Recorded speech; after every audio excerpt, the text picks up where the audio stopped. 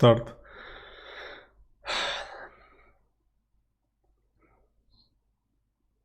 Серьезно, мы уже начали, что ли? Блин, зачем вы включили функцию автоматического старта? For what you create the function for start our translation?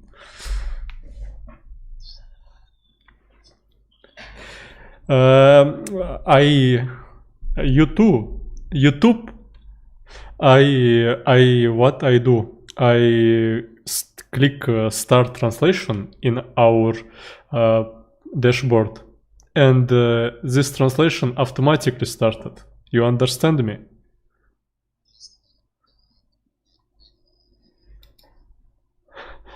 What? Mom is first in your life.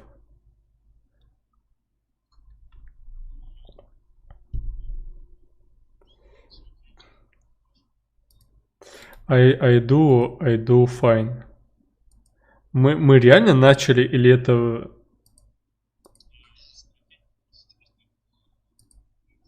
Охренеть, блин.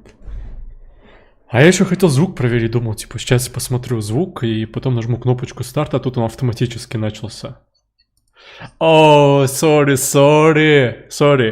I say, I want prepare to the start our translation. I want to check my microphone, and after I want manual start our translation, but I automatically started. You understand?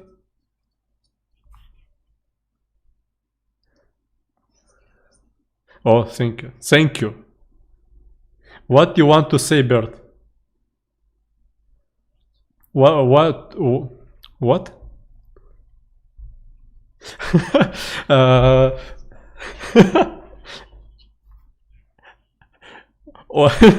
all what I want to say in our translation. Ладно. Very good. Today about what we speak. Блин, давай реально... Нас никто не смотрит, давай реально на английском разговаривать.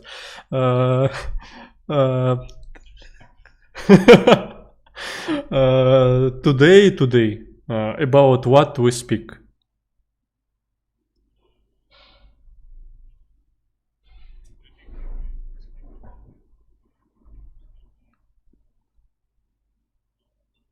Oh, Clubhouse. Clubhouse. Oh, okay. Do you know about Clubhouse?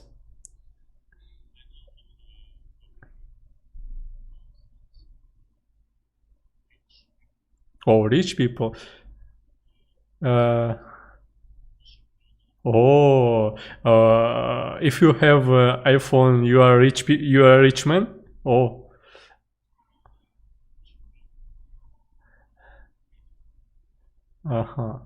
Ausho, you are rich man.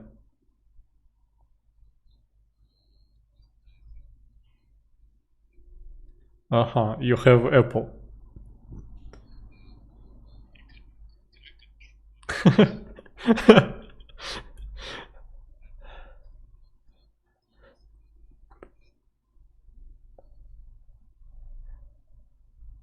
No. Say, finish.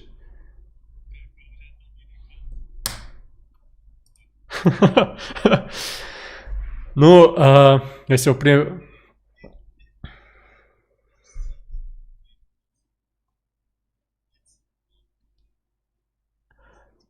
It's your Google Translate. А твой Google Translate говорил о том, что вообще в принципе мы хотим обсудить. Мы хотим обсудить только Clubhouse.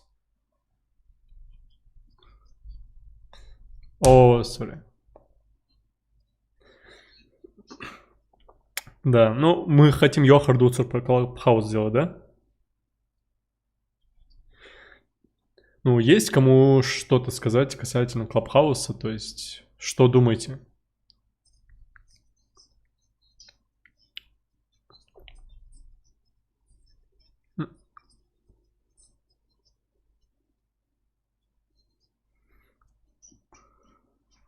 Угу. Ну, все равно есть спасибо.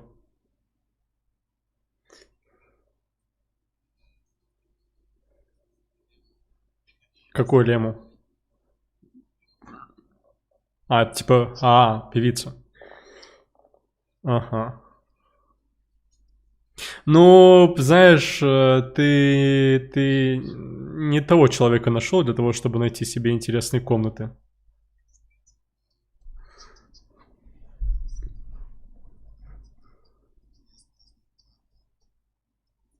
Мгм. Нейросеть? Нейропсихолога? Нифига, я попал, что ли?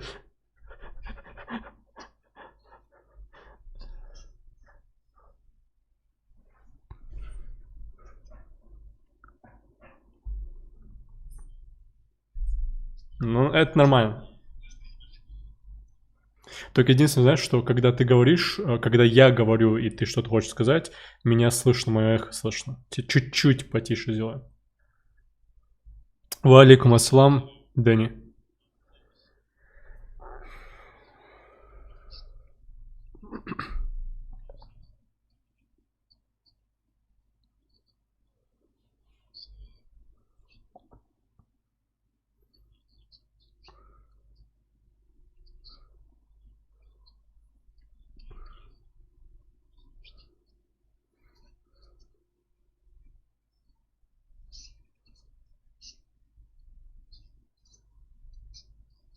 Наши кто? Ингуши? Ваши. Ваши. У меня только ингуши.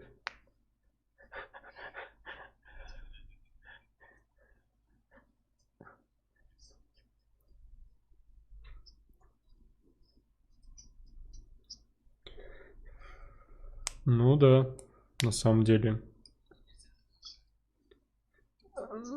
Ну, Клабхаус вообще не рассчитан для того, чтобы преподавать, знаешь, там что-то. Клабхаус очень плохая площадка для того, чтобы делать обучающее что-то. Клабхаус отличная площадка для того, чтобы делиться чем-то. Ну, просто, знаешь, там высказать что-то. Да, нет шаринга экрана.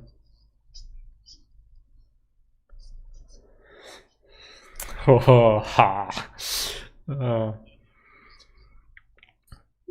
это с валиком ассалам. Ну, не. Это хорошо. Ну, я знаю, что могу сказать про Clubhouse. Я когда зашел в этот Clubhouse, думал, типа, мы знаешь, как мы как слоупоки обсуждаем Clubhouse, когда он уже перестал быть хайповым, но все равно. Короче, ну, в какой-то степени. Я когда в этот Клабхаус зашел, думал, типа, о, сейчас начнется жара, думаю, типа, сейчас буду смотреть, там, наверное, такие интересные беседы. Захожу, и какие-то арабы обсуждают что-то непонятно о чем и очень сильно смеются. Да, да, да. Потом захожу, там какие-то корейцы обсуждают BTC, что-то там они говорят. Думаю, что тут творится вообще, блин. BTC это биткоин.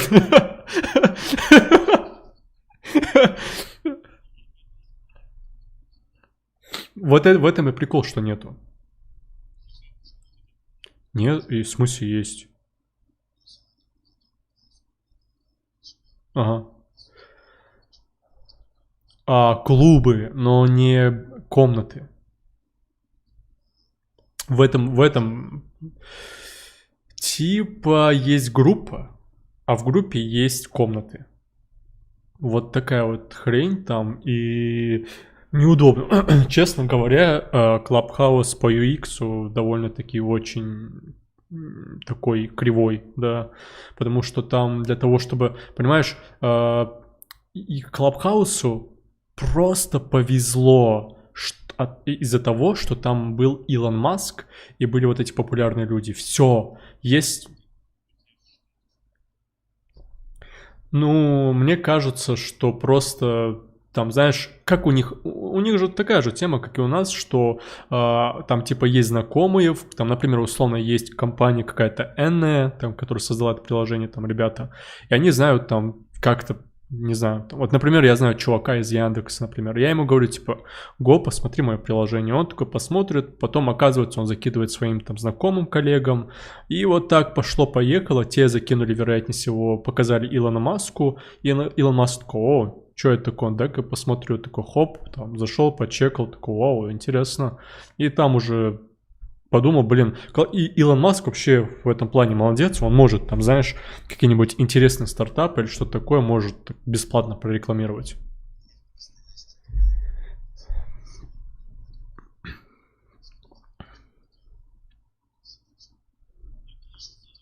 Да?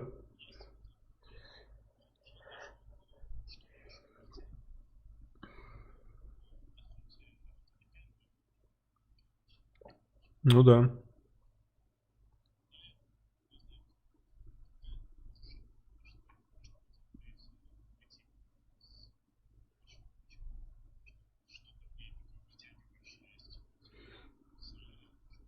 Ну,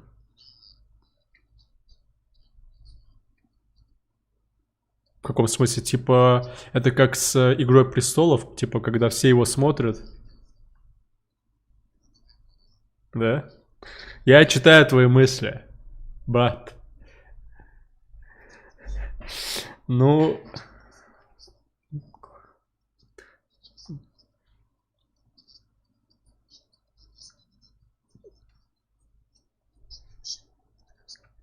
ну, блин, нет, смотри, я, короче, Клабхаус зашел, нифига вообще не понял, вышел. Уже думал удалить этот дурацкий Клабхаус. Потом думал, блин, может быть, я в чем-то не шарю. Хоть я программист, блин, ну, может, я чего-то не знаю. Начал смотреть, тыкать, и понимаю, что я не могу найти там людей, типа, которые мне интересны, знаешь, там, разговоры, которые мне интересны. Я подумал, ладно, типа, что поделать, дай-ка я просто буду тыкать на людей. То есть, случайно я понял фишку Клабхауса. В Клабхаусе отвратительный UX, и тебе никто не объясняет, как нужно им пользоваться. Я узнал, да, в этом и есть фишка. Я случайно узнал о том, чтобы найти интересные беседы, ты не можешь нажать кнопку Explore, там типа открыть список там интересных бесед в твоем районе, там в твоей стране, или там, короче, геолокация вообще практически никак не работает. И типа нельзя написать, знаешь, там JavaScript или там программирование, тебе выдаст интересные беседы. Тебе нужно... э, мне, мне знаешь, как кажется, человек не ожидал, автор, или авторы, они не ожидали того, что будет такая популярность. И прикол в том, что я просто подписывался на левых людей, ну, айтишников. Там Яндекс, не Яндекс, Mail, не Mail, там разных подписывался. И просто, знаешь, там подписаться, думал, типа, дай-ка потыкаю, посмотрю функционал. То есть я планировал сделать клон Клабхауса и тестировал функционал его. Оказывается, что это и была основной идеей Клабхауса. Если ты хочешь найти интересные беседы, тебе нужно подписываться на людей, которые там занимаются той деятельностью, которая интересна тебе. И они, если будут подключаться в какие-то беседы, там, по IT, например, тебе приходит уведомление, что он подключился, и только таким образом, то есть типа сарафанного радио получается.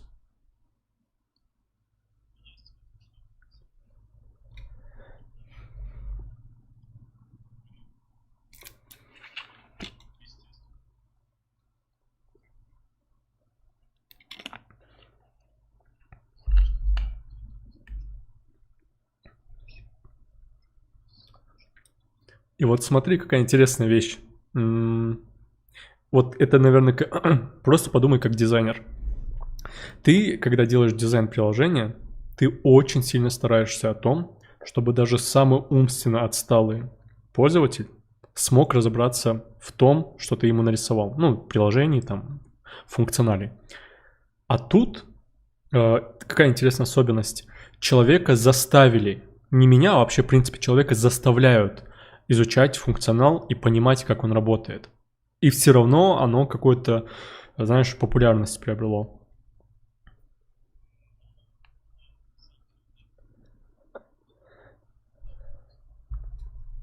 То есть жду, пока появится на андроиде. Но по тем скриншотам, которые гуляют в сети, такое складывается ощущение, что там очень все просто, минималистично. Нет?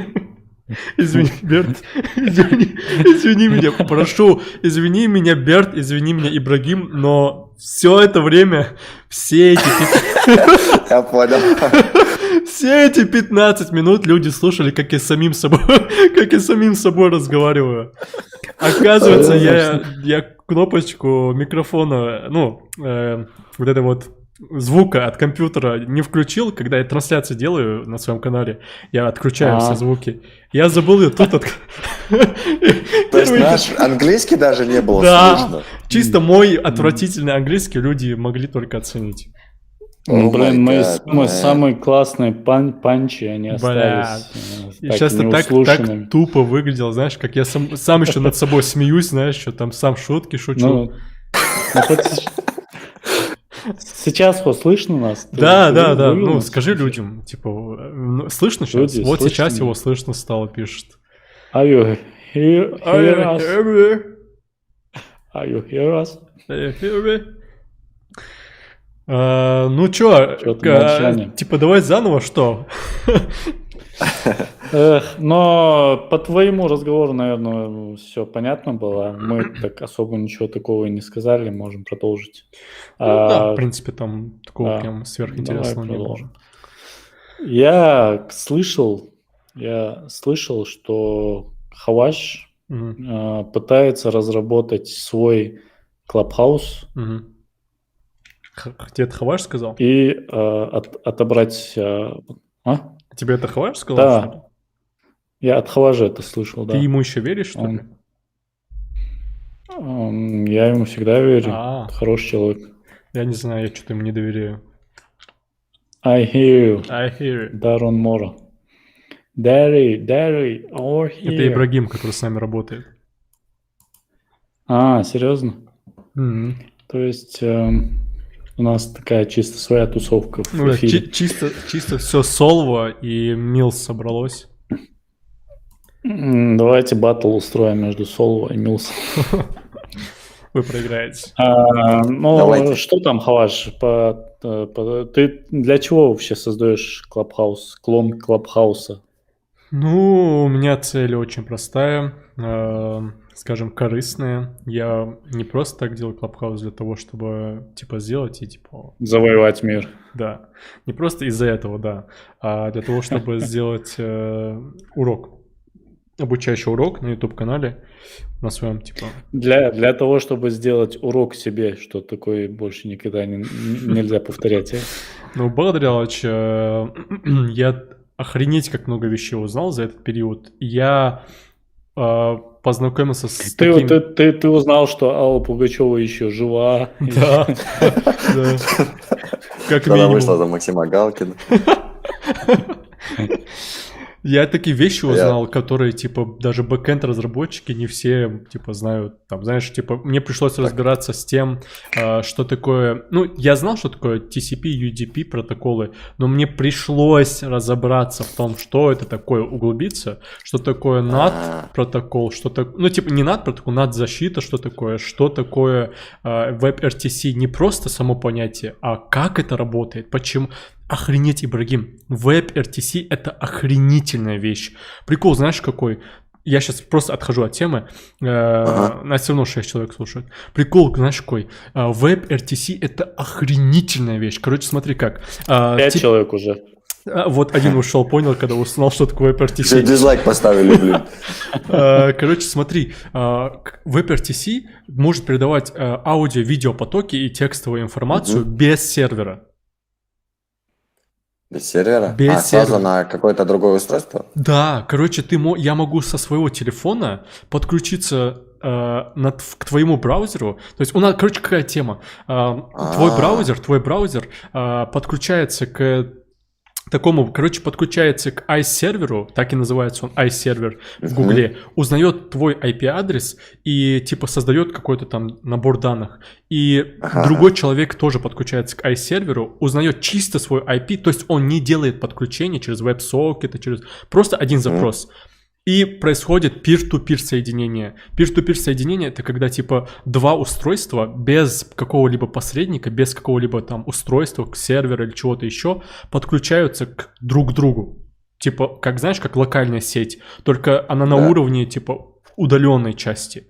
И я сегодня узнал, прочитав 3 статьи и просмотрев 2 лекции каких-то чуваков, я узнал, что как можно сделать peer-to-peer соединение. Это охренительная вещь. Извините, что я съехал с темы, можем продолжить про Clubhouse. Вот, кстати, про Clubhouse хотелось сказать. Там и работает, кстати, peer-to-peer соединение, по-моему, если я не ошибаюсь. А сложно вообще в реализации сам Clubhouse? Ты же делал. Короче, какая тема? Я понял, что... Короче, есть два типа создания Clubhouse. Первый тип — это создать... Короче, можно создать свой сервак, который типа будет работать через соединение WebRTC. И, короче, какая тема? Твое устройство, твой телефон и телефон, условно, там, 10 человек там, знают о существовании какого-то сервера. И прикол такой, что они подключаются к общему серверу одному и передают в один узел, то есть в один сервак передает набор данных. Сервак уже сам распределяет через сети, через каналы распределяет, куда именно распределять вот эти вот набор данных, вот эти вот всю информацию, и передает ее всем. Ну, типа, все об этом знают, типа, все слушают, все отлично, все супер, все прекрасно. А есть второй способ. Ну, вероятнее всего, так они и сделали это. Потому что если бы они сделали бы, как делаю я, у них бы произошло бы потеря данных, потеря именно аудиопотока. И второй способ — это чтобы... минус этого подхода в том, и второй способ в том, что все устройства, которые есть, знают друг о друге. Сервера нету, он не существует, его вообще нету. И вот эти вот устройства знают друг о друге, и они друг другу передают какую-то информацию. И для того, чтобы, например, представь, в комнате есть там 15 человек. Твой телефон должен... через массив, типа циклом пройтись по 10-15 юзерам и каждому из них передавать поочередно, типа, набор данных. Звук. Да, понял. Типа, вот такая тема есть. И я, короче, выбрал второй способ. Он, короче, немножко хуже, но для того, чтобы, типа, объяснить, что, каким образом происходит, это такой очень прикольный вариант. Вот так вот. Красиво. Но тоже... Как думаете, Clubhouse умрет? Мне кажется, он уже типа умирает. Но сейчас в нем сидят вот по большей части вот такие чуваки, как Макс Боков, которым там интересные вот эти разговоры. Макс Боков последний, кто остался в Clubhouse. Да. Вот это... Я сейчас понял шутку. Я легенда. Короче, типа те, кто в нем закрепился и понял его, наверное, они останутся. А те, которые уйдут. Я думаю, какой-нибудь там Инстаграм или Фейсбук, если эту функцию реализует, то Clubhouse уже нечего ловить вообще. Ну, или вот в Телеграме же уже была эта функция. Ее, наверное, они доработают чуток. Ну, удобная вроде бы. Кстати, да, им легче... Телеграмму легче всего это сделать, мне кажется. Знаешь, почему не сделает Телеграм этого? Телеграм не следует за хайпом. Как минимум, это я понял. И Телеграм не станет... Ну, мое это предположение. Телеграм не станет делать то, что и так уже работает хорошо. Или он сделает что-то круче, что-то, знаешь, там какую-то фишку крутую придумает. Или он просто не станет это делать. Он уже запилил Clubhouse внутри себя. То есть, да, конечно, Clubhouse не такой, прям как хотелось бы, но все же. То есть, до появления Clubhouse в России у нас уже был Clubhouse. Но то, что Clubhouse умрет, вполне возможно. А насколько же этот Telegram, так сказать, развивается? То есть они так легко пишут о нем все новые функционалы. Интересно было посмотреть на код Телеграма, как он выглядит изнутри.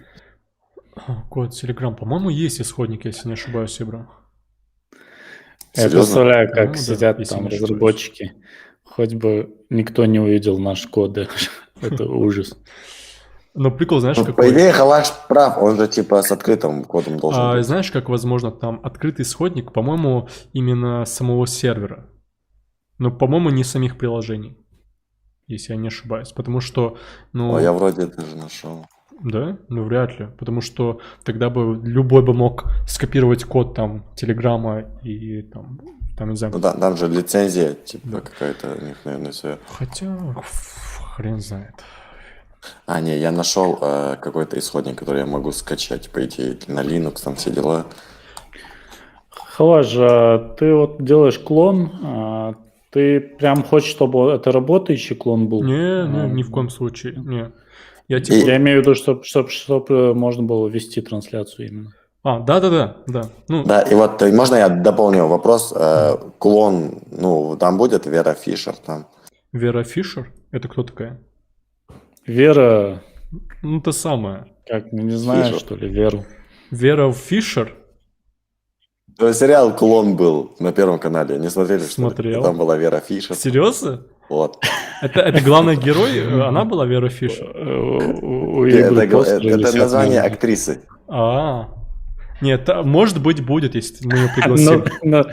Название актрисы. Не, я, кстати, могу ее фотку поставить на иконку, как это сделал Clubhouse. Короче, Clubhouse же не просто какого-то левого чувака ставил. Clubhouse ставил какую-то знаменитость, там, не очень популярную, но типа такую известную личность в определенном жанре музыки. И типа просто взял чувака, вставил в качестве своей... Я думал, это создатель Clubhouse. Нет. Какой-то вообще чувак оказался, который песни поет. Он даже туда приходил. Ты поставь себя. Не, я не Вера Фишер. И кто там, не этот чувак. А как у тебя будет называться он? Inkhouse? И любой ингуш должен сделать 3 вещи. Первое – это построить дом. Второе – вырастить сына. Третье – посадить дерево. Или же, пусть будет, давай так, построить дом, посадить дерево, создать сайт объявлений, или же создать продукт. Создать что-нибудь с приставкой Inc. Inc, да. Или Inc, или 0.6. Я, наверное, выберу вот этот вариант. Представь, если что у меня было с приставкой Inc. Я дипломку назвал Inc. Сериал. Интересно, а в каком сообществе мы состоим? Блин, надо подумать. Блин. Да, продолжай. Нет, ты скажи, ты старше меня. Go ahead. Thank you. I have a question. And my question is how you feel without Clubhouse when you have only Android telephone? I'm very sad, and it's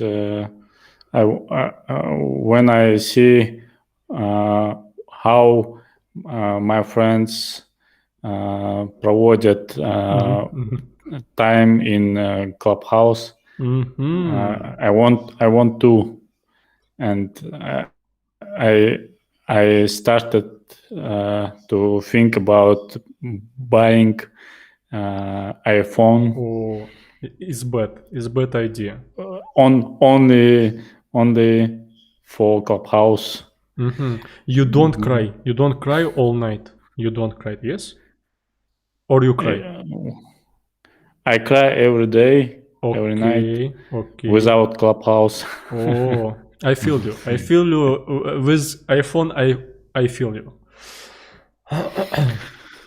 На самом деле, если серьезно говорить, чувствуешь ли ты то, что без Clubhouse ты, знаешь, типа, какой-то, ограниченный в плане каких-то там... умственности. Ограниченный. Это уже ко мне, это уже ко мне. Ограниченное в плане в том, что, типа, ты не можешь получить какую-то информацию, когда, типа...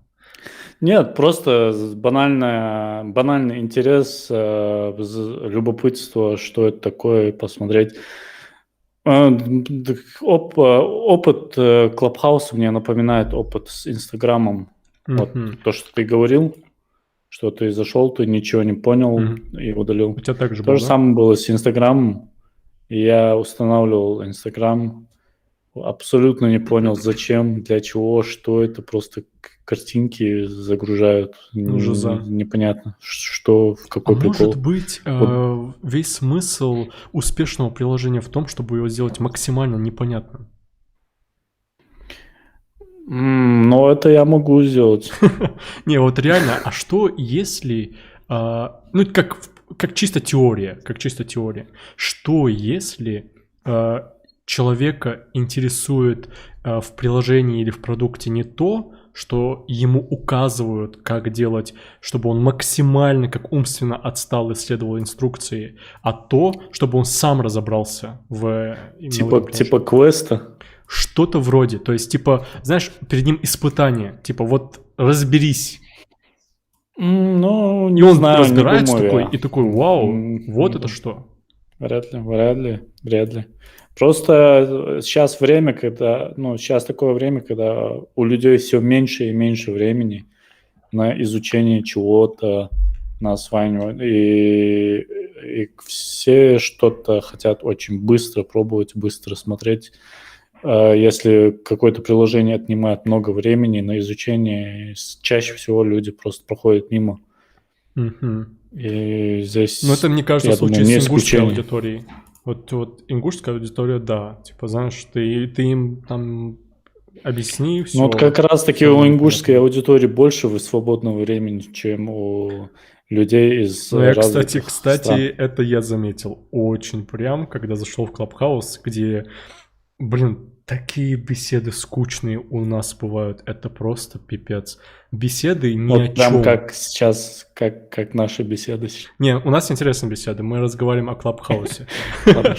Не, серьезно, ты знаешь, какие беседы? Есть беседы такие познавательные, в которых я не бываю, потому что я тупой. А есть беседы, которые, знаешь, типа, просто беседы. Типа... И при этом я не могу их обвинять, говорить, почему такие беседы, это их решение, но когда я захожу в беседы там в других, знаешь, я не вижу беседы связанные, чтобы ты понимал, к чему я иду, я не вижу беседы, связанные там условно там с IT, там с медициной. Не, хотя с медициной было, вот тут эта мне беседа понравилась. Нету бесед, связанных там, знаешь, типа с наукой какой-нибудь, там что-то более такое, знаешь, современное. То есть не просто такое... Го обсудим. Ну, что там происходит обычно? Типа мафия. Типа, ассаламу алейкум. Нет, мафия. Играют в мафию. Другие беседы просто, типа, знакомые создали беседу, где обсуждают свои локальные мемесы, там, локальные шутки, их никто не понимает, но при этом они там что-то говорят и их слушают, потому что это ингушский язык, и их, типа, кроме того, у тебя остается выбор, слушать ингушей, которые непонятно о чем там вообще говорят, или же слушать арабов и корейцев. Это когда ты за рубежом где-то находишься в большом городе и встречаешь ингуша, ты очень радуешься. Просто потому, что он ингуш. Ну да, мне кажется, там так и сидят. Ну, смотри, короче, я тебе свой опыт расскажу из Клабхауса. Я подписывался на определенных ингушей. Если у этого человека в статусе стоит много эмоджи, то я точно на него не подписываюсь, если у него очень много эмоджи, и если у него там написано что-то связанное, знаешь, типа молодежный, там, что-то, типа, я там, типа, участвую в молодежном комитете, типа, ну, в этом направлении, в этом духе, если что-то у него есть, я понимаю, что... Или опасен и прекрасен. Я понимаю, что этот человек мне не интересен, ну, чисто мне. Там, типа, я студент, я там, типа, ну, короче, вот эта вся фигня. И... Я, короче, что... Когда ты гордишься тем, что ты студент, просто типа... Да, есть такие тоже. Я не знаю, к чему там гордиться. Типа, это все равно, что сказать «я человек». И типа такие «вау, ничего себе». Там я случайно серфил. Ну, короче, сидел в Клабхаусе, смотрел там, типа просматривал. И каким-то образом, я до сих пор этого человека не полностью знаю, но случайно я просто подписался на какого-то ингуша, который в Клабхаусе сидел. Его зовут Берс Боков. И я смотрю у него, ну, смотрю ингушей, там просматриваю, скроллю, думаю, интересных людей, может быть, тут есть. И нахожу вот этого чувака. Такой, открываю его профиль, и у него там что-то связанное с IT. такое, знаешь, типа Авелоком, я могу ошибаться в названии компании, но что-то вроде этого, связано с провайдером. Я такой, оу, я не знаю этого ингуша, я не знаю этого айтишника, и такой думаю, типа, дай-ка подпишусь на него. И подписался, зашел к нему, там, типа, follow нажал и, типа, жду. И чувак создал беседу, связанную, типа, с IT. Я такой смотрю, название беседы написано IT, типа, познакомимся, там связано, поговорим про IT и тому подобное. Я вижу, что модератор ингуш. Я такой, ничего себе, прикольно. Зашел, начал слушать. Я вижу, что модератор не... Да-да-да, как исключение тут. И Как так? я сижу, зашел к нему, ну, типа, просто как гость зашел. Меня, короче, пригласили, сказали, типа, го, поговорим. Там оказался даже человек, который знал мой YouTube-канал. И он вообще там начал меня про собеседование спрашивать. Но суть в чем? Суть в том, что я был рад, что хотя бы один ингуш, которого я не знаю, и вообще, в принципе, один ингуш сделал комнату про IT, и мы с ним поговорили. Очень интересный парень оказался, грамотный чувак оказался. Он работает в Москве с иностранными клиентами, ну, там, со всякими. Он говорил, что... по-моему, из Африки, из Америки, из разных стран там есть клиенты, которые пользуются их сетью, и он помогает им решать эти проблемы, и он вот там работает. То есть прикольно было познакомиться. То есть для меня это был очень интересный опыт, и более того, в процессе общения я настолько углубился в этот разговор про всякие темы, что до 4 утра я сидел, впервые вообще в принципе сидел, разговаривал с людьми, я там познакомился с людьми из Торонто, которые мне подсказали, что нужно делать для того, чтобы устроиться за границу. То есть это очень крутое приложение для того, чтобы найти новые знакомства. Я узнал, что, оказывается, без диплома меня не возьмут, с большой вероятностью не возьмут в компанию. Ну, типа за границей. Ты про визу или именно про работу? Про работу. Ну, типа, точнее, про визу. Нет, возьмут, если это будет какой-нибудь стартап какого-нибудь бизнесмена. Имеется Не, в он виду, про наверное, визу. какие-то- Про визу именно. Больше про визу. про визу? Да. Ну да, вроде для визы диплом обязательный. Он, знаешь, мне Или что нет? сказал? Он сказал, что... Я ему говорю, типа, смотри, у меня какая фигня. Тут я могу с вами спокойно общаться, не стесняться. Когда я в Clubhouse захожу и меня приглашают, типа, поговорить, у меня не как бы паническая атака начинается. Я очень сильно начинаю нервничать. Прям максимально сильно я начинаю нервничать. Настолько, чтобы ты понимал, что я заикаюсь.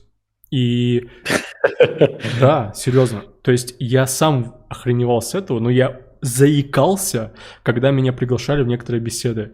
И В некоторые беседы с Илоном Маском. Да? не, вообще просто, знаешь, там какие-то неизвестные чуваки. И, ну, типа по IT связанные. Я вот сейчас пытаюсь перебороть этот страх, потому что я такой человек, что мне сложно знакомиться с новыми людьми. Вот с тобой, там, с Иброй я могу спокойно общаться. С новыми людьми мне Ну, это сложно. очень странно, ты же, наоборот, привык на публике постоянно Не общаться, знаю. ты со своей аудиторией общаешься просто постоянно, YouTube Вот аудиторией, клянусь, никак тебе не могу и это она у объяснить. тебя не маленькая. И прикол в том, что я стеснялся у них спросить про Торонто, про трудоустройство за границей. Прям очень сильно стеснялся. И я подумал, типа, блин, что делать? То есть у тебя сейчас есть два выбора. Молчать, как ты обычно это делаешь, когда ты чего-то стесняешься. Или попробовать сказать. И второй мой опыт с Клабхаусом это был, я смог перебороть в какой-то степени, пока не очень сильно мне это удается, перебороть свой страх общения с незнакомыми людьми. И я у него спросил, типа, подумал, блин, у меня же такой шанс выпал, почему бы не спросить? Он еще React Native разработчик. И я ему говорю, типа, смотри, у меня зарплата потенциально может быть, ну, например, если я буду в Торонто там ехать, например, в Канаду, куда-нибудь еще, условно, у меня зарплата, например, $4000. Я ему говорю, хватит ли мне это для того, чтобы жить в Канаде? И сколько у меня вообще может остаться денег? И он говорит, типа, это же большие деньги, я ему говорю, для меня это большие деньги, очень даже. А он говорит, знаешь что? Он смеется и говорит, типа, ну, чувак, ну, типа, мы вот так вот разговариваем, но, типа, не по имени.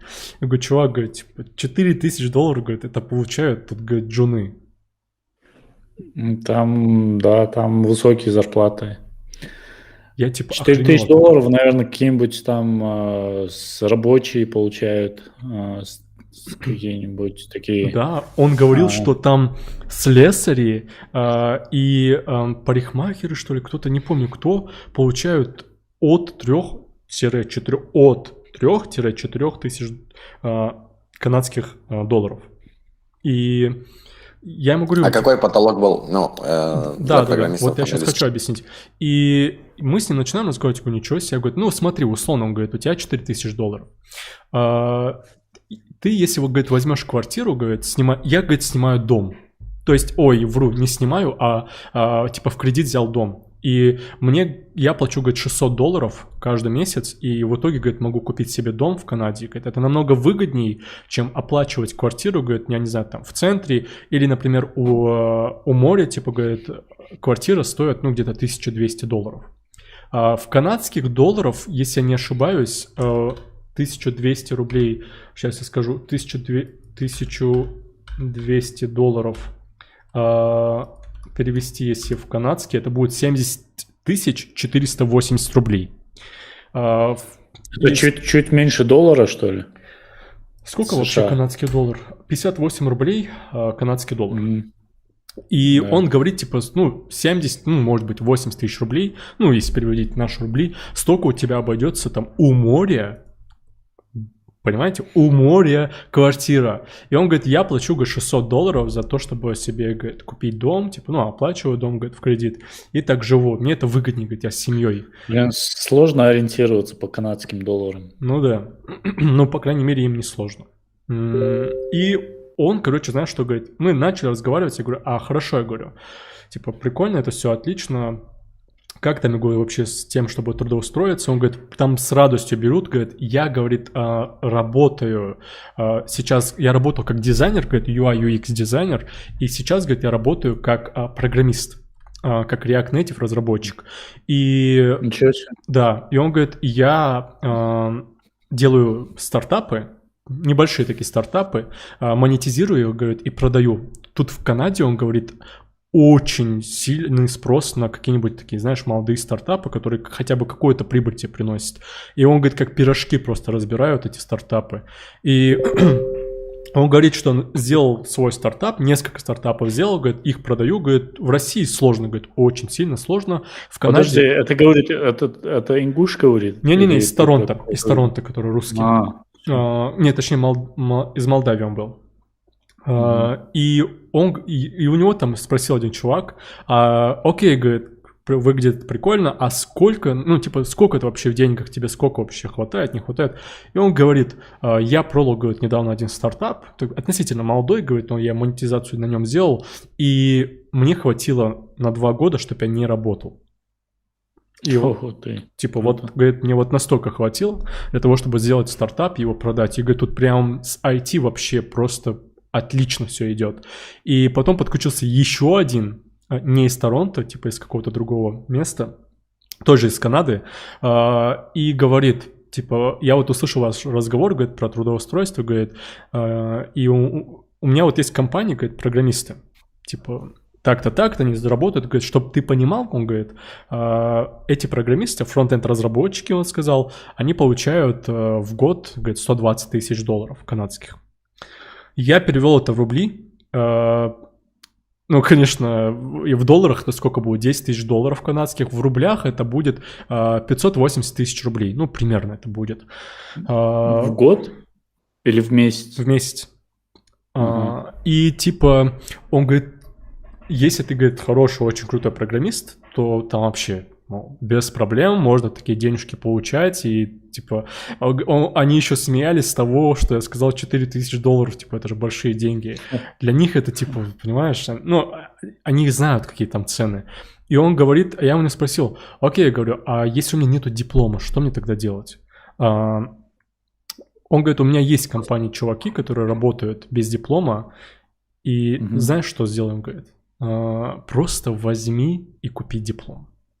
Ничего больше делать не надо, говорит. У меня вот так вот, говорит, в компании 2 программиста работают, говорит. Они купили диплом. И сейчас они тебя удаленно не приглашали работать? Кто? За 10 тысяч долларов. Мне кажется, я бы в первый же день из Милза бы ушел. Ну, Yes. я бы Yes заблокировал. Ну, вот такая вот история. Короче, проще говоря, Clubhouse очень крутая штука для того, чтобы знакомиться с новыми людьми. Clubhouse плохая штука для того, чтобы, там, знаешь, обучать Просто кого-то. сидеть болтать. Ну, в принципе, тоже неплохая штука. Знаешь, там, я не человек, который люблю общаться с людьми просто так. Ну, типа, знаешь, там, ну, просто поболтать. А вот там есть у нас ингуши, не ингуши, которые, ну, типа, знаешь, for fun, там поболтают, там шутки всякие вот эти вот локальные. Ну, вот такие есть тоже. И типа, ну, каждый найдет то, что интересно ему. И с приходом андроида тем более. Пошли сдавать все документы на визу, Хаваш. Ты, кстати... Я недавно начал делать загранпаспорт.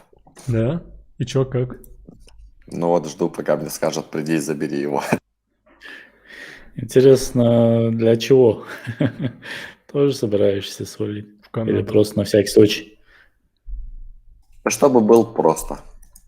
Возможно, я в Турцию хочу Тебе хотя бы там в разочек личку побывать. Гиас ничего не Yes. писал? Нет, а должен был? Типа go в Я бы на Дубай. самом деле с удовольствием поехал бы и в Дубай. О, блин, а кто бы не поехал? Следующий выпуск как Раз вы найти заговорили про загранпаспорт, и мне пишут, выдача загранпаспорта, приглашение. Ваш заграничный паспорт готов. О, круто. Все, пока, пацаны. И звуки, как он микрофон бросает и убегает. Да, у Ибры диплом есть, он может уехать, в Блин. принципе, уже. У него У все меня есть. аж два. У него все есть. Это я тут, знаешь. Я как тебя вода, без аж человека. два. Хорошо. I have... Ладно, пока. Аслан Марсаго пишет следующий выпуск «Как найти удаленную работу в Канаде». Я думаю, этот выпуск уже прошел сейчас Да, быстренько на так. эту тему. Было бы интересно, кстати, пригласить вообще людей. Блин, я не знаю, есть ли Вообще- у вас вообще такие, которые могут рассказать? На удивление, у меня был стереотип, что айтишники, ингуши это все те, кого мы знаем только.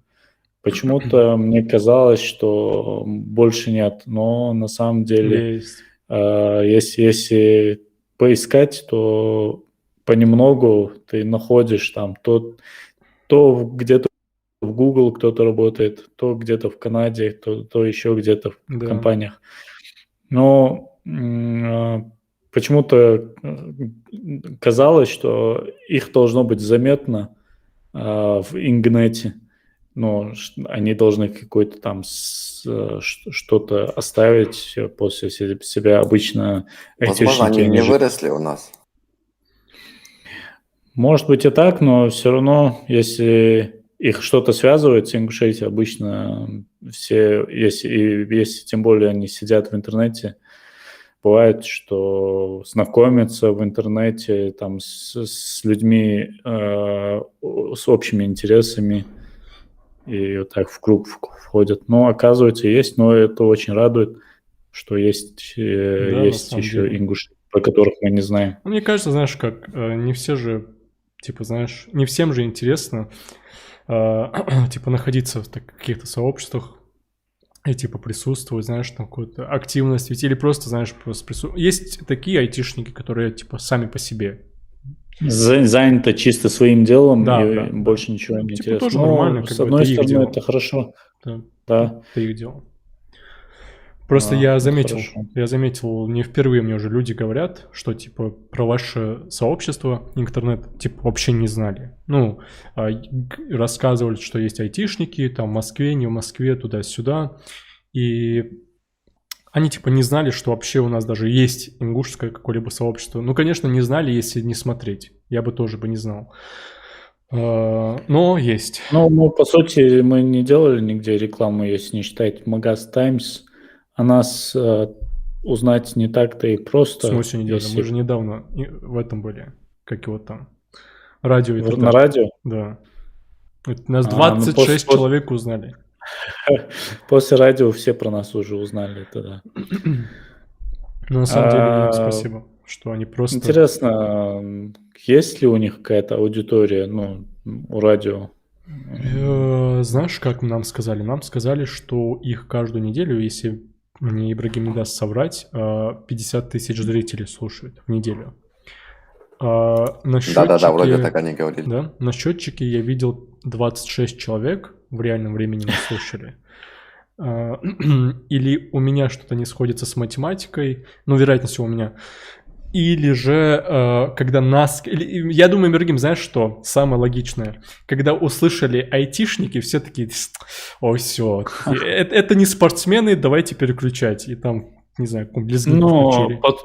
Это же невозможно узнать, сколько человек слушает аналоговое радио. Но я думаю, основная аудитория это все-таки там люди, которые водители, где-то кто-то где стоит на Вот у меня рынке. какое чувство было, знаешь, что есть же современные устройства на современных машинах, которые позволяют тебе через соединение... Обратную связь? Да, типа передавать сигнал на то, что ты подключился к их системе.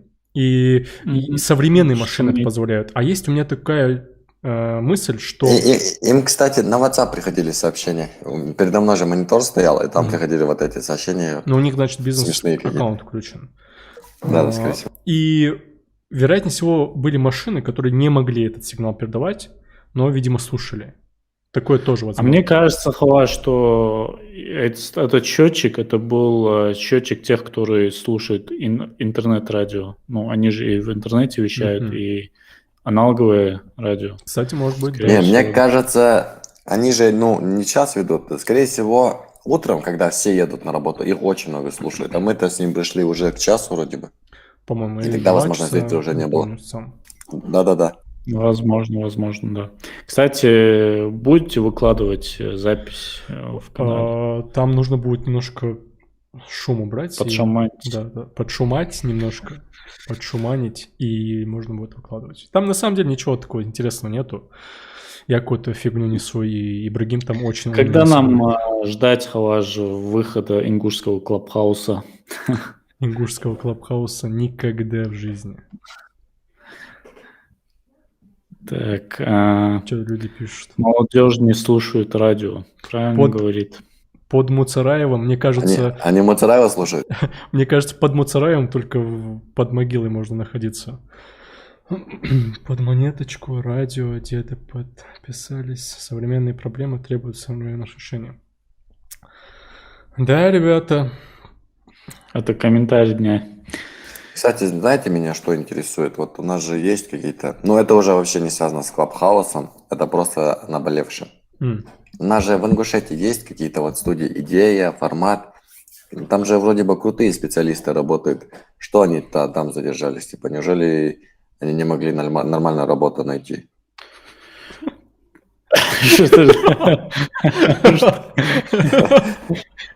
Давайте привяжем это как к Клабхаусу. Неужели они не могли...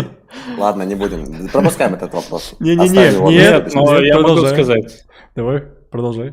Я могу сказать. Ага.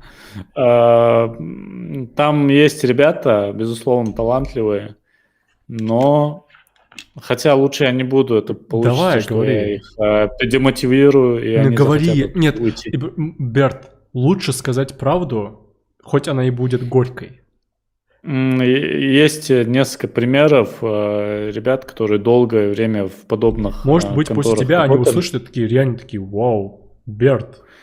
Долго работали, и, чего-то ожидая каких-то перспектив или чего-то еще, не знаю.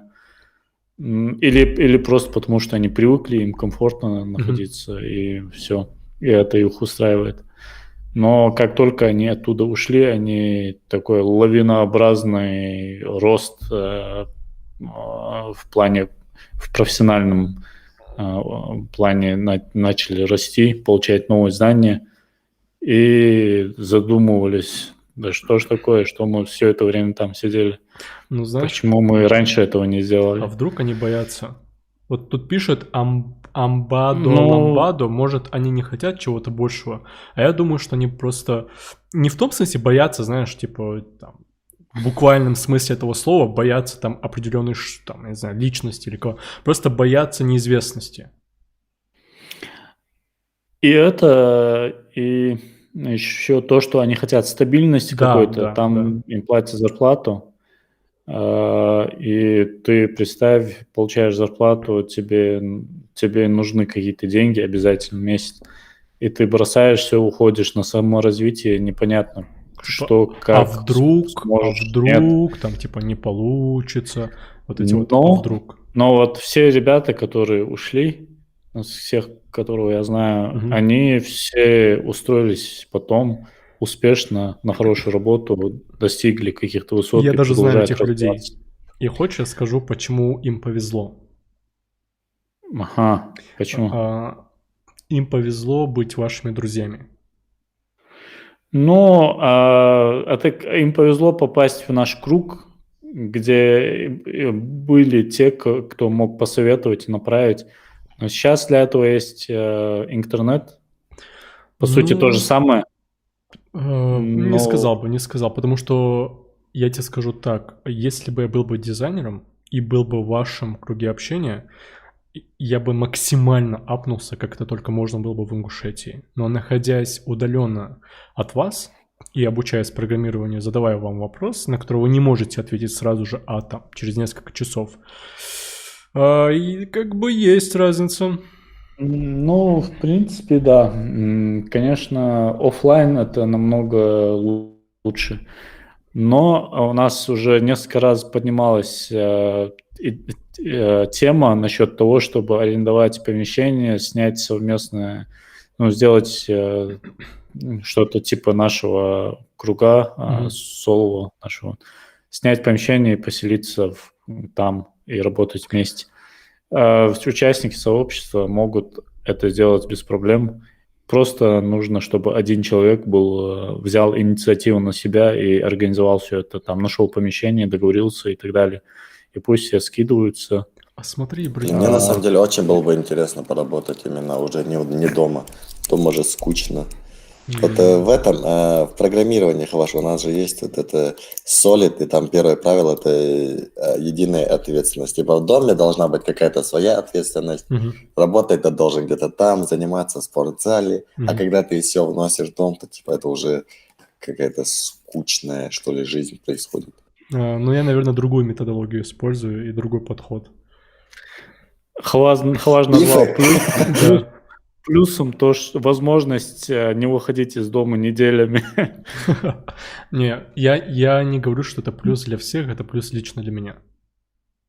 Ну, не в том смысле, нет, не в том смысле, знаешь, чтобы не было подмены контекста, подмена понятия именно, не в том смысле, что типа я люблю неделями не выходить из дома, а в том смысле, что эм, я не просто так сижу, знаешь, что типа неделями не выхожу, а типа после работы я занимаюсь там ютубом, там занимаюсь какими-то еще проектами. То есть каждая минута, вот серьезно говорю, каждая минута, если там не каждые там 10-20 минут, у меня уходит на что-то конкретное. То есть мне даже сложно бывает отлучиться, там, пойти поесть, потому что я всегда должен на телефоне быть, или там, я не знаю, планшет, и типа, или кому-то я отвечаю, или я что-то делаю, или там, короче, из-за этого. А когда я среди группы людей нахожусь, много факторов, которые меня отвлекают, и они не Ну позволяют, это да, это да, это они да. не позволяют Чтобы как бы тратить Да. время на то, что я хотел. Вот из-за этого. Вести трансляции из офиса это почти нереально. Да, это нереально. Да. И у меня вот Но какой вот, извини, ну, что наверное, тогда офис должен быть не очень большой. У вас там сколько я человек? вот хотел и про офис сказать. Вот какая мысль у меня сейчас возникла. Ты сейчас говорил про вот это вот снять офис совместно, там туда-сюда. И вы, я вспомнил, обсуждали в канале о том, что, типа, снять офис, типа, айтишникам вот этим, вот, которые в интернете есть, и, типа, совместно работать. Я о чем подумал? На самом Может быть, деле, забьем на эту идею? на самом деле это охренительная идея. Знаешь почему? чисто, как знаешь, типа, как теория, скажем так, что если сделать так, два варианта. Сейчас только что придумал второй, был только один. Первый вариант, который придумал до вот этого второго варианта. Снять совместно помещение, большое помещение, и чтобы люди, которые есть там, как коворкинг, как наш коворкинг, вот эта вот станция метро, типа такого сделать. И чтобы люди там, типа, сидели, все присутствовали там, и, типа, расширялись постепенно по мере активности, по мере того, как будет увеличиваться число людей, которые заинтересованы в том, чтобы не работать, типа, удаленно, работать, типа, из офиса, которому это комфортно. Что если сделать и реально вот снять такое помещение, найти там условно инвесторов, которые будут помогать и заниматься этим, я думаю, что может даже само интернет-сообщество там, типа, знаешь, своим же людям будет скидываться и помогать какой-то там малой частью для того, чтобы арендовать офис, чтобы в дальнейшем эти же люди, которые помогали там сообществу, могли прийти в это помещение и тоже сидеть там. Такой вариант. Второй вариант еще круче, просто охренительней. Что если у нас был бы что-то вроде свой IT-парк? Я уверен, что вот мы на радио ИТТ обсуждали, и там ведущая сказала, Сабира ее же зовут, если не ошибаюсь, она говорила, что у нас есть люди, и мне еще одна знакомая это говорила, это не только она говорила, что есть люди, которые готовы помочь, которые заинтересованы в том, чтобы, типа, знаешь, вот развивать вот это вот направление IT, типа, за деньги, там, туда-сюда, там, вкладывать инвестиции. Ну, конечно же, это не так, что они просто тратят свои деньги, им же тоже какая-то своя выгода должна быть. И вот какая идея. Они что делают? Есть, как бы, помещение, и в этом помещении инвесторы, там, не знаю, 1 или 2, вкладывают деньги на то, чтобы был офис и тому подобное. Там же они могут найти людей себе, если будет необходимо, на то, чтобы создать какой-нибудь продукт, IT-продукт, там, не знаю, приложение, сайт или что-то еще. Если к ним обратятся из Ингушетии, из Чечни, из Дагестана люди, они смогут в этом офисе, в котором находятся люди, типа найти себе кого-то, чтобы потом в дальнейшем себе получать выгоду с этого. И в тот же момент, типа, люди будут просто находиться в этом помещении, типа, работать, развиваться и так далее. Это что-то типа инкубатора, как из сериала «Кремниевая долина». Если стартапы, которые были реализованы внутри этого коворкинга, выстрелят, то ты должен там какую-то часть давать владельцу этого помещения. Ну, не так, хотя идея неплохая, но нет, не так. Типа... Но у нас рассчитывать на то, что там появится с нашим количеством айтишников появятся какие-то сильно мотивированные. Например, да нет, как мы выяснили, у нас там много, получается, айтишников. Да. У нас я имею в виду тех айтишников, которые будут в этом коворкинге. Так-то у нас много. В коворкинге, скорее всего, будут больше новичков, которые только входят в эту профессию, и которым нужно окунуться в атмосферу IT. Грайма. Да. Мне здесь пишут, зачем арендовать, можно договориться с властимущими.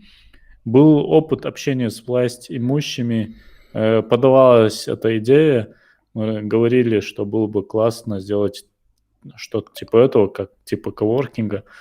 И нам говорили, не один человек, что это невыгодно, это должно быть приносить какую-то отдачу.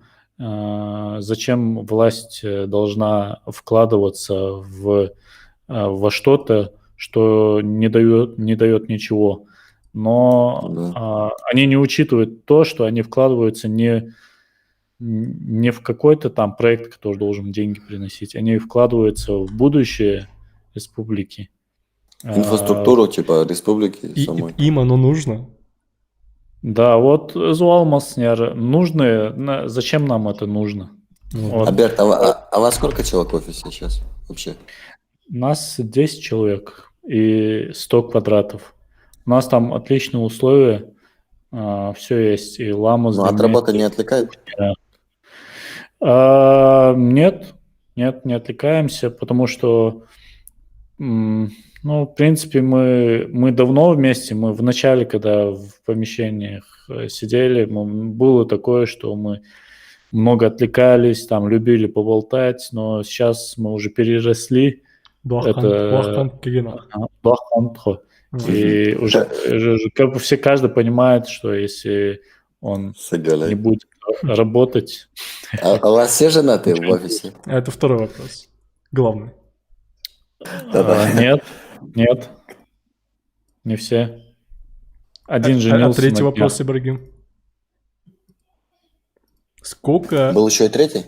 Сколько вы зарабатываете? Если два вопроса, должен быть и третий. Каждый из вас. Всех назови зарплаты.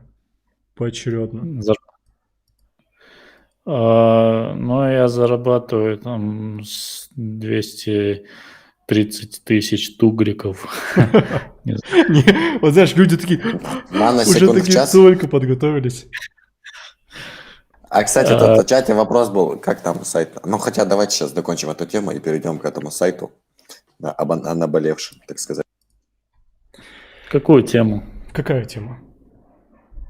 Вот тему с офисом. Нам есть что-то закончить? Вот Хаваш предложил. В общем, я хочу сказать, что абсолютно ничего не выйдет, если не будут появляться инициативные люди. Один человек, если появится инициативный, он сможет что-то организовать. Берт, они же есть. Ну, я не заметил в нашем сообществе. Есть очень много. Мы вот как раз организовывали опрос, кто хотел бы вот скидываться и снимать помещение. Желающих было очень много. Инициативы никакой. Это нормально. Это для нас нормально. Скинуться не проблема, но... Хочет взять на себя. Да, ну вот я думаю, скинуться это не проблема, а ладно. Чтобы это организовать, это же прям целая работа. Да. Ну смотри, инициатива... Это опыт зато хороший. Инициатива, она есть у нас, по крайней мере, именно, у организаторов. Вот говоря именно о том, что, знаешь, в Ингушетии на данный момент не перспективно делать что-то, связанное с IT, если тебе не помогает правительство. Давайте забьем на это правительство вообще. Кстати, у меня вообще, в принципе, говорю. Возникла идея организовать какую-то локальную встречу, какой-нибудь митап, и нужно набрать спикеров. Вы вдвоем будете участвовать, если что? Да я уже всех задолбал, там нужно искать каких-нибудь, знаешь, новых, которые, знаешь... Ну вот Берт вообще не участвовал. Вот он один раз вроде бы участвовал, но...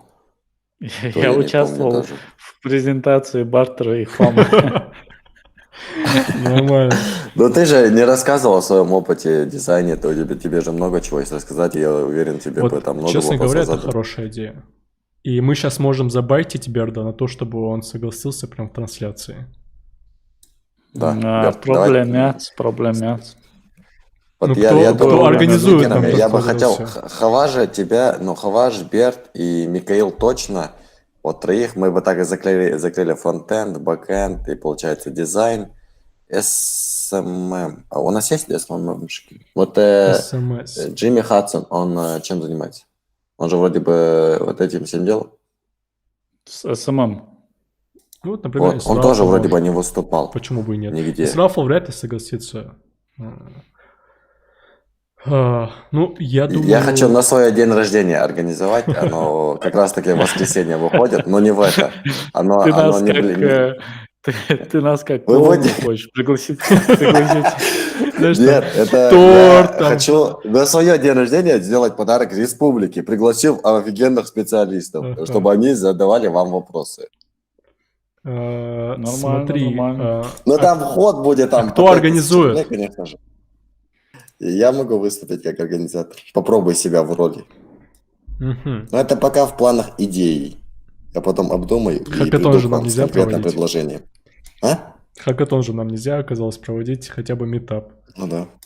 Хакатон Ну, без наверное. призов можно организовать. Ну, Ой, вряд ли всё. кто-то согласится. Без призов. М. Без призов это дальше. неинтересно. Беспризорник. Ну, блин, Что на у самом деле нас? это очень спорная тема. Тут есть тема была с сайтом.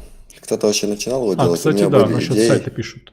Когда сайт будет? Когда вы сайт запилите? Какой сайт? Интернета? Да. Мгм. Но дизайн, я думаю, сегодня закончу, иншаллах. Ты его никому не Потому что презентовал, кроме вот локального чата, Берт? Его кто-то нет, видел в чате именно в основном? нет, Мгм. никто не видел. И все, я думаю, даже в принципе уже можно начинать, Да. пока идет наша трансляция, можно Сразу начинать. же пилить сайт. Ну да. Да. Было бы интересно на Так, самом деле его делать уже. Я Батл просто кол. смотрю, Давно что еще батлов, кстати, пишут. не было. да, надо будет какой-нибудь. Вот проблема в том, что не можем найти участников на батл. А зачем? А как сорвался батл? Ты же хотел с острие, с Акумпуе, так сказать. И Халаш вроде хотел. В принципе, он не сорвался, просто я не смог найти ведущих, кто готов вести, Из-за комментировать. ведущих только? Да. Если есть ведущий, я хоть сейчас готов. Там же Тамерлан хотел. Ну, типа он говорил, я в Ну, принципе не против, только... да. Ну, Ну, блин, там то- когда это не то, когда одни азиевы сидят в батле. там, причем тут, типа, тут же главное не в фамилиях дело. Нет, но Ази- люди будут думать, что он подсуживает, он там за брата топит. Вряд Это ли. не Мне то. как раз таки будет казаться, что он будет против тебя максимально. Не знаю. Ну, если на крайняк, можно и так. Подожди. Мы в чате задаем вопрос этот только организаторам, которые там есть. У нас, смотри, я сейчас захожу в интернет-дизайн, 135 дизайнеров. Ну, условно, в нашем дизайне Нет. в интернете. Вряд ли. Не-не-не, Мгм. я, ну, типа, как бы обобщаю. Мгм. И из них хотя бы 5 человек же будут, которые шарят в дизайне. Ну, знаешь, на Можешь самом написать в деле чат? проблема в том, что все боятся, ну, в основном там все или либо интересующиеся, либо те, которые только начинают. Мгм. Они не то, что в батле, они даже просто выкладывать какие-то свои текущие работы практически в группу боятся. И многие мне даже в личку присылают. Ну, когда я Ну, спрашиваю, это нормально. почему вы не выложите в группу, они говорят, ну, я только начинаю, и пока не хочу еще, чтобы Это показывать всем и так далее. А что Проблема вот. если, Берт, знаешь, как я понял, как работает? У нас, у ингушей, к сожалению, неисправимая черта есть в наших характерах. Это то, что пока лично к нам не обратятся, мы не готовы помочь. Пока, вот знаешь, ты не придешь, не скажешь, помоги мне, там, я знаю, Адам Адамович, там, или там Ибрагим Ибрагимович, Берд Бердович, там, кто-нибудь еще, помоги мне там сделать то-то. Тогда готовы помочь, без проблем. Но когда ты в общем чате пишешь, типа, ребят, давайте сделаем... Я понял, что в Ингушетии это не работает, это вообще не работает. У нас только... Ну, ладно, я сейчас ухожу с темы. У нас есть... Скажи, кто эти ребята, дизайнеры толковые, я им могу лично сам написать, попросить их. Или ты, например, можешь написать, и я уверен, что они согласятся. Просто им лично нужно написать. Я на самом деле не знаю дизайнеров, кроме дизайнеров из нашего Solvo и там пара дизайнеров из группы. Ну, тот же Острие. И, ну, не знаю, кто там еще есть. Я даже не знаю, кому писать. Альберт, он из Solvo. Я не помню. Кто такой Альберт? Он же с тобой работал. Ну, я писал в наш Solvo чат, и вроде там никого не было из желающих. Может, если Альберт хочет, будет хорошо. Просто Альберт был уже в батле. Почему Может бы быть, еще раз? поэтому он... Вот, например, смотри, сейчас я буду говорить. Шамиль СГ. Очень крутой дизайнер. Почему бы Шамилю не написать? Да, можно Тут еще есть не самурай, написать, да. вроде чеченец он. И он мне помог, по крайней мере, с этим. Там, кое с чем из фигмы. Вроде толковый чувак. Можно ему написать. У нас тут есть... Зураб есть. Зураб, вот, кстати, Зураб. Почему бы ему не написать? Два Джабрейла есть. Ну, давайте тогда навскидку двое участников. Кто с кем? Примерно одинакового уровня. Нет, не нужно... Острее точно должен быть, хотя бы потому, что он уже несколько раз хотел побатлиться. Был? Нет, один раз он был.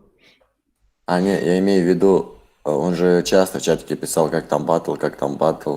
Несколько раз напоминал. И с разной периодичностью. Али просто в бой рвется. Только ему нужен соперник. Да. Хотелось бы хотя бы примерно такого одинакового уровня, чтобы было максимально интересно зрителям. И я бы мог бы была попробовать, интрига. Просто мне как бы нужно найти время на это. Ну, с этим, да, Вот в чем беда проблема. со временем. А если не Ингушеев? А вот хорошая идея, кстати. Амбадо-ламбадо. Хорошая идея. Почему бы не приглашать? Почему бы... Я, кстати, писал в сообщество Чечен IT, в группу, есть ли желающие поучаствовать в батлах. И никто не ответил. Кажется, вот этот, которого ты называл, я уже забыл. Самурай, он после этого к нам зашел. И все. Это единственный человек, которого я смог ты по дизайну писал или программированию? Я писал и по дизайну, и по программированию. По программированию я могу найти людей, которые готовы будут побатлиться. По дизайну я там не знаю чуваков. Давай по программированию, кстати, у нас давно не было. Только из нашего сообщества хотя бы одного. Ну, Ибра. Ибра. Да, Ибра. Я не против, просто мы, например, с Мухаммедом обсуждали как-то батл, и мы не нашли каких-то интересных задач, которые могли бы быть именно на бэкэнде. Если вы что-то клевое придумаете, то я с радостью. Вот, наверное, повезло с этим, с парсингом, а так мы вообще ничего не придумали. Особенно за 45 минут. Можно конвертер валют из канадских долларов конвертировать в российские рубли. Или форма покупки диплома. Я бы хотел бы эту формулу найти. С радостью. Короче, тогда надо будет нам думать, потому что пока я не знаю, что лучше делать. Батлы или... Ну вот дизайнерам делать батлы несложно. Ты им говоришь, сделай логотип. Дизайн или интересно. Там, сделай... Да. Дизайн интересно. А вот программирование.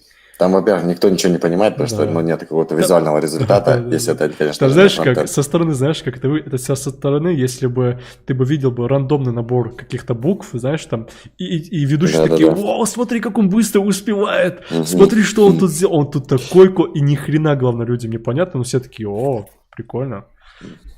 У него получилось. Он программист, и он сделал то, что от него просят. Вау! Да. А дизайн, типа, любой даже не дизайнер видит. Это прикольно.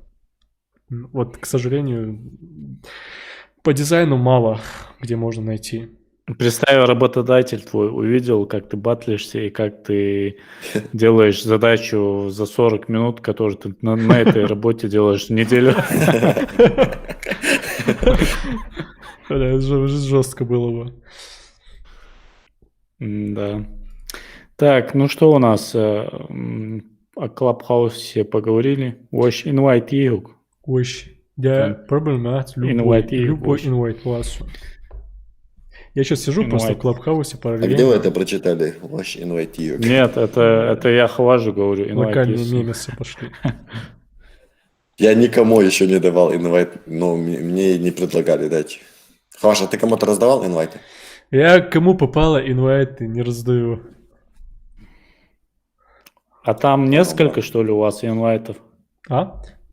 А я не знаю даже, как Несколько эти... инвайтов. Я даже не знаю, как эти инвайты типа раздавать. Что тут нужно делать, вообще без понятия. Представьте сделать вот поиск инвайтов, как помните, раньше покемон приложение было Да, ловли да. покемонов. Pokemon Go. Ты ходишь, ищешь. Кстати, интересная тема была, и почему-то заглохла и вообще пропала. Это мы все думали, что из этого что-то такое невероятное выйдет в будущем. Это типа новое направление в сфере игр. Ну, кстати, Так и вот, осталось. вот смотри, Перископ. Помнишь, какой взрыв был? Типа, вау, Перископ. Потом Инстаграм такой, братан, так, знаешь, по плечу ударил, пока присядь, и так сиди долго. Тут я шарю в этой теме, и Перископ пропал, исчез, его нету. Что Ну да, но если это же такое просто будет? идейная. Да, я уверен, что так и будет. Да? Да. Чувствую я тоже, что такое вполне возможно. Все друг друга. Но покемоны, они просто исчезли, никто их, у них идею не отобрал. Дополненная реальность, тема, она как-то, может еще не время, может поэтому. Инвайт просто добавь воды, вы про это? Алды тут, Ну да, алды да. тут. Хаваш, ты реально помнишь Юпи, рекламу в про инвайт? смысле? Юпи, инвайт, Берт. Ты не такой уж и Не, может я молодой, оказывается. визуально выгляжу как 13-летний. Я помню, как мы покупали не очулки, это нет, как минеральная вода, и мы туда мы покупали газировку минеральную, Серьезно? туда засыпали инвайт. Нифига себе вы получалось- продуманные. Мы просто брали инвайт или юпи и сухими их жрали. Что, Нет, попробую, если, я не знаю, сейчас продаются или нет, в минералку, в газировку, если засыпать, получается такое, как обычно этот лимонад. Мне бы сначала газированный, найти очень хотя бы классно. юпи или инвайт. Он вообще вряд ли существует уже. Да. В общем, что, наверное, уже тогда пора Да. закругляться, мы уже долго Думаю, сидим. час 30 вполне хватит. Час 30 Да. вполне хватит. Именно на пике мы можем уйти на наши 15 зрителей. Хорошая идея создать игру и ловить нариков вместо покемонов. Да. Тут еще действительно. прикол в чем, когда я сделал трансляцию, и тут кто-то из вас, когда трансляцию создавал, поставил малая задержка. И когда мы сейчас что-то говорим, они нас слышат через 10-15 секунд. Это еще. Хорошо, не через 10-15 минут. Ну да, хотя бы так. Хотя бы так. Короче, я думаю, в принципе, все обсудили. Клабхаусы, не клабхаусы. Вообще, на самом деле, было бы интересно, знаешь, что, Берт, завершая эту тему клабхаусов и вообще наш разговор. Вроде бы на Android есть возможность зайти в клабхаус, если я не ошибаюсь.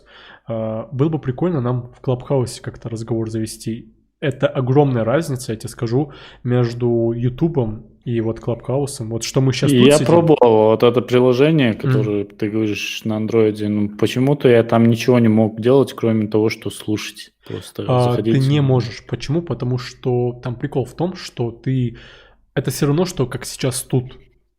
Люди, которые в чате, они не смогут сейчас что-то сказать до тех пор, пока мы их не пригласим.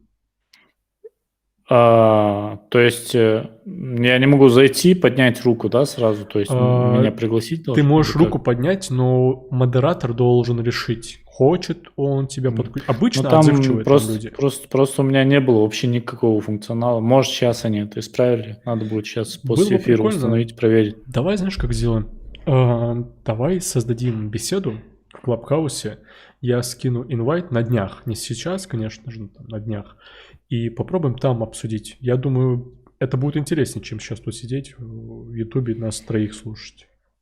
Да, вообще было бы интересно вопросы слушать вживую, не через текст. Да, Было бы чисто интересно. поговорить, это очень интересный опыт. Узнать о новых людях. Для меня это был довольно-таки не самый приятный, но оказался интересный. Не самый приятный. Ну, чисто для меня. В том плане, что Вообще с новым- неприятно, очень противный опыт. Да. Не, я, как говорил, не люблю, типа, новые знакомства. Мне так казалось. Казалось, что я был неправ. Это прикольно. Казалось, что я очень такие люблю новые знакомства. Может быть. А может и нет. Кто знает. Ладно, чё, Каганах. Окей. Всем дал Окей. Берт Баркл, что Берт пригласил. Масляна. Берт Баркл, что сам организовал. Потом мы это все создали. Это организатор Хваш, я Вот, просто в смысле, ты же подкинул. организовал это. Что? Ты идею замутил с подкастом. Ну, ты технически ты реализовал. Да, это нормально. Это моя работа. Ибрагима Это Баркл. Хваш делал. Всему сообществу Баркл. Всему миру Баркл. Что вы живы, что есть. Так что, бистял Халмасняр. Ассаламу алейкум. Бисял алейкум ассалам. Хоп. Стоп. Фух.